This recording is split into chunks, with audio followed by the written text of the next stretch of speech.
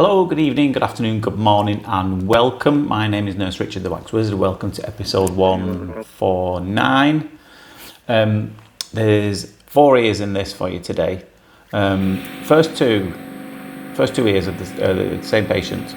Extremely tricky, extremely narrow. And I've left this running a bit at the start just to show you what we have to do when we get some of these really narrow, tricky ears like this. So what you have to do now with the endoscope, let me show you here actually what it looks like. It's like that. Don't know if you can see that. It got a little point on it. That's the camera there, at the tip of there. So what you have to do, you have to use the endoscope to open the ear, to prop it open at that bend there, just to stretch it.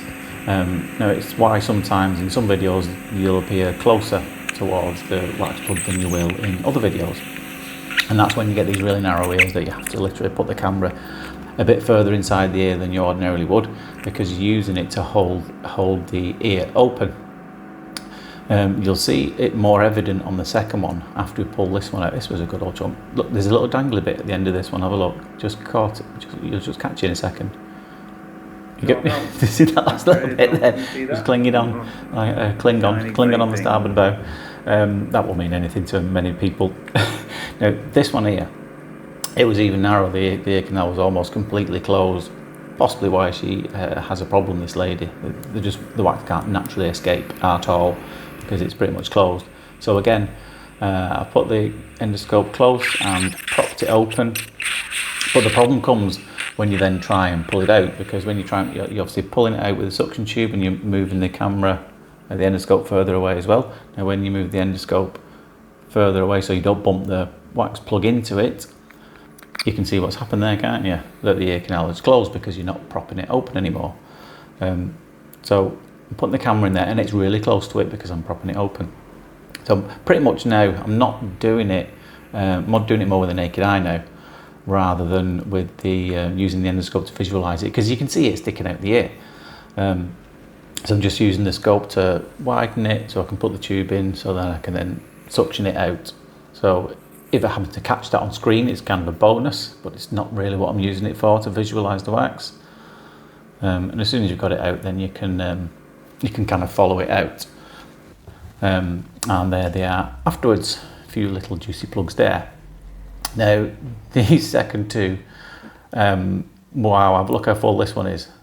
This was proper jam-packed. Now it's really mushy stuff. It's horrible. It's clearly been oiled to within an inch of its life, and there's not really even a solid centre to it as well. It's just kind of mushy all the way down, which can be a bit of a pain to suction up. It wasn't that type that kind of keep blocking the tube up too much, but yeah, it was still a bit of a pain. There was a lot of hairs in this. You can probably already see this, and it is possibly deeper than a wax plug should normally be. So you can draw your own conclusions with that. My conclusion is this has had a bit of help being poked down there with what, I don't know. The patient didn't. I do ask every time, even if I already know the answer. If something's been poked in, it's obvious. They usually tell me the truth. They usually own up to it. Not always, but they usually own up to it. So you can see a lot of this does start flying up the tube. And you get these little bits of annoying skin that are trying to jump into the tube. I'm not actually trying to get those. I'm just trying to get the more solid lump behind it. But hard to avoid these little bits sometimes. Can get a bit squeaky. Wasn't uncomfortable for the patient though, because they still had this giant plug in the ear, so they couldn't hear any of that squeaking. If you do enjoy these videos, I don't say this very often, but anyone who posts anything on social media, oh please like, follow, heart, share, subscribe, and all that, you know, I don't do it very often, but I would appreciate it, because we do spend a lot of time on these. I say we, I don't know who we is, it's just me. Spend a lot of time on these for very little gain, to be honest with you. And someone did ask me why that is. Now, if you're watching on YouTube or on Facebook, you won't see any adverts in these at all, or barely any anyway.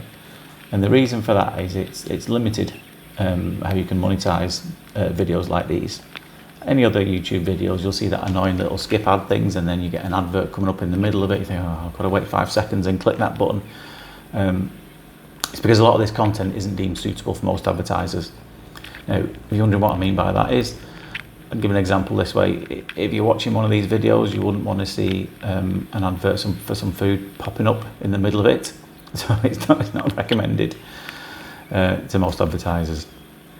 So we don't make a lot from it at all, to be honest. Which is why we do things like this. You can get some merchandise. There are some links. This is one of our mugs. There's links in the bios and in the description. There's also a shoppable link, I think, on the end of the YouTube videos. If you click on that, it'll take you straight to the store, which is being redesigned at the moment, actually. I think it is working, but the whole website and store is being redesigned by someone a lot cleverer than me. So yeah, if you feel like you want to like, comment, share, heart, subscribe, I would appreciate all of those. They do help in some small way to get us visible to more people. Would appreciate that. And you can see this again coming bit by bit, very dark, isn't it? So I kind of do agree with those advertiser friendly guidelines. I get it. What does nag me a little bit though, you'll see ones like I see a lot of podiatry videos coming up, you know, people shave. Let me know if you've seen some of these, if you like watching these as well, like people shaving off big airy fungal thick toenails and what have you, and scraping and chopping and slicing and what have you. Quite satisfying sometimes, but they are not classed as shocking content, whereas this is, I don't know, for me it's just the same. It's body parts being removed, you know. So that does nag me that I get a lot of these podiatrists making shed a load of money, and we're not. But hey ho, if you want to write a complaint letter to YouTube, feel free.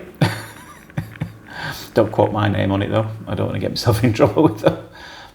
So you can see we finally got all that bit out, albeit bit by bit. This was a little narrow, this entrance as well, so I was having to prop that open as well. Just a bit of oily residue around the side there. This one again, another little narrow entrance, not fully blocked this one.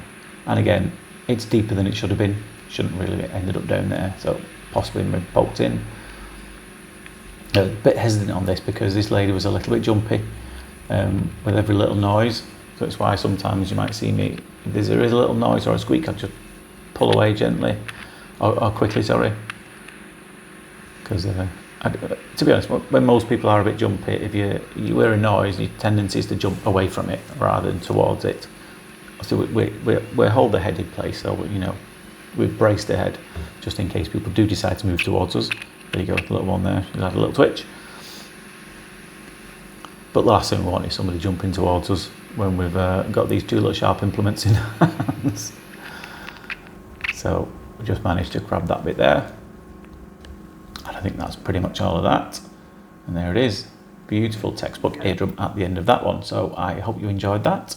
Thanks for watching. But for now, take care of yourselves and I'll see you later. Bye bye.